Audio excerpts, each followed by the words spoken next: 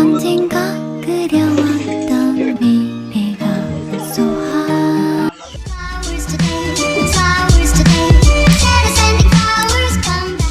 আসসালামু আলাইকুম, সবাইকে ঈদ মোবারক। ঈদের আগের দিন রাতে আমরা ঘুরতে গিয়েছিলাম, তো টুকটাক কেনাকাটাও ছিল। একবারে বাইরে ডিনার করে বাসায় এসেছি।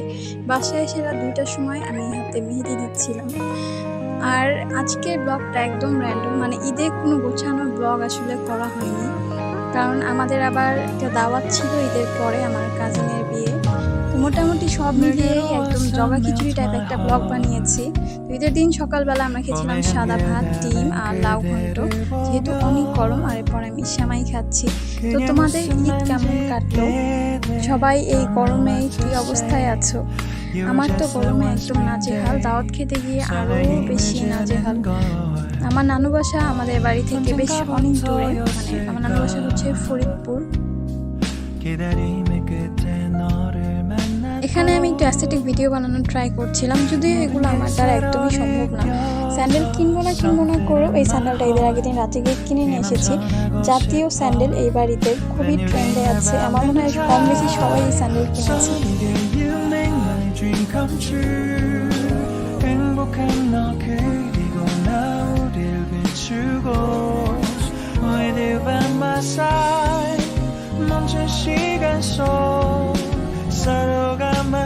ঈদের দিন আমি আমার বাসায় রামু কাকা হয়ে যাই, যদি আমি এমনি আমার বাসায় রামু কাকা।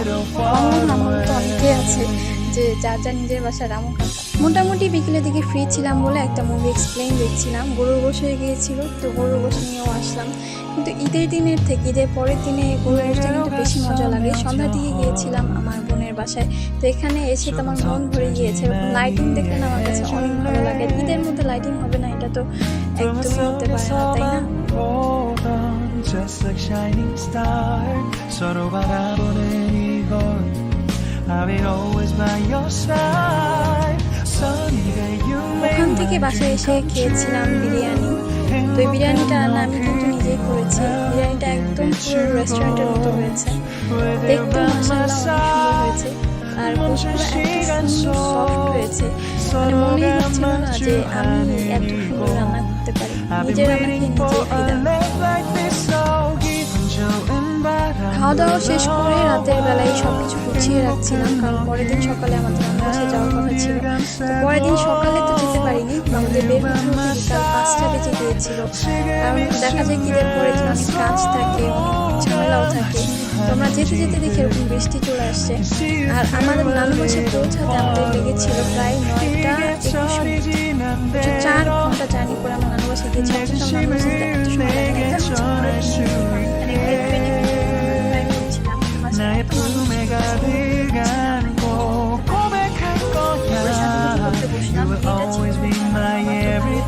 আমরা চলনে যাওয়ার জন্য রেডি হচ্ছি। এই তো বের হয়ে গেলাম। ওদের শ্বশুরবাড়ি, মানে সরি আমার কাজিনের শ্বশুরবাড়ি মোটামুটি 30-35 মিনিটের মধ্যে পৌঁছে যাওয়া যায়।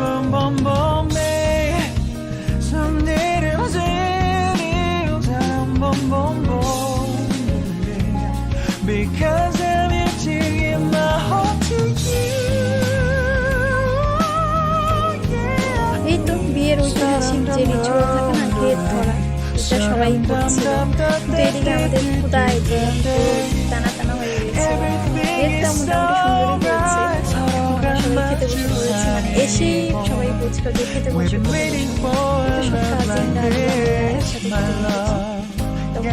আর এটা হচ্ছে আমার মামাতো ভাইয়ের জন্য ওরা সাক্ষর খানা বানিয়েছিল। আচ্ছা, তোমাদের এখানে এটাকে কি বলা হয়? আমরা জামাইয়ের সাথে বসিনি, কারণ আরাম করে খেতে চাচ্ছিলাম, কাড়াকাড়ি করে খাওয়া আমার পছন্দ না।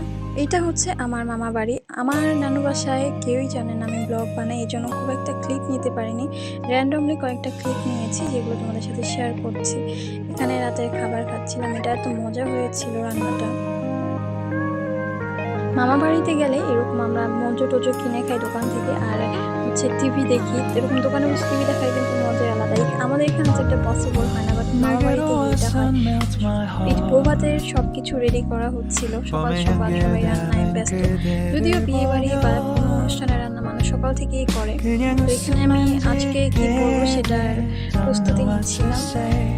হাতে মেহেদি উঠে যাওয়ার পরে কেমন একটা বাজে লাগে তাই না দেখতে। এখন আমরা খাওয়া দাওয়া করতে চলে এসেছি। আসলে ক্ষুধা লাগলে না আমার কিছুই ভালো লাগে না।